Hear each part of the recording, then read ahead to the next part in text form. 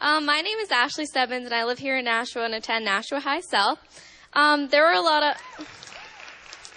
During your campaign, there was a lot of promises of transparency, but lately a lot of stuff in the media says that most of healthcare has been behind closed doors.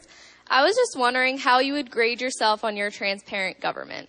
Well, you know, I've got to be careful about grading myself. But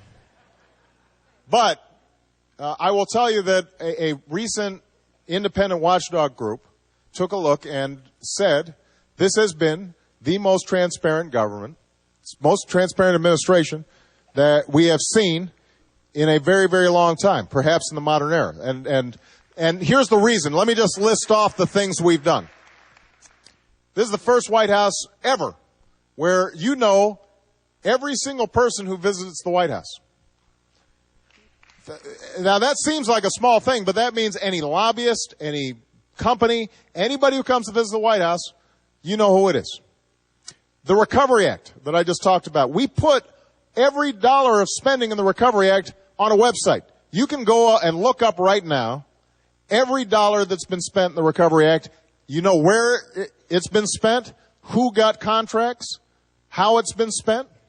That's all there. Plain as day for everybody to see.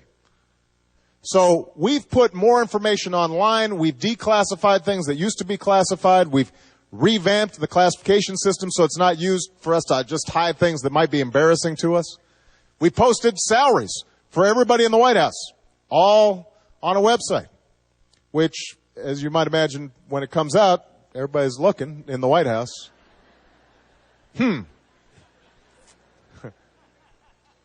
No, but seriously, we very much believe in transparency and accountability. Now, when it came to the health care debate, think about all the hours of congressional hearings, all the meetings that were on C-SPAN.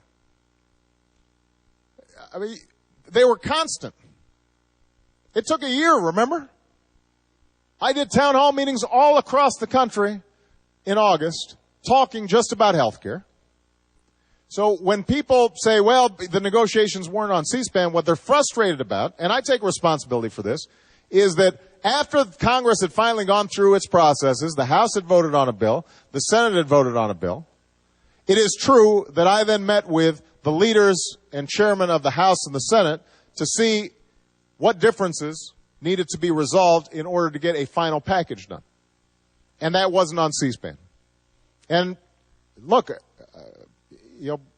I made that commitment and I probably should have put it on C-SPAN. Although one of the tricky things is trying to figure out, well, if it is on C-SPAN, are people actually going to be saying what they think about trying to get the bill done, or is everybody going to be posturing to say things that sound good for the camera?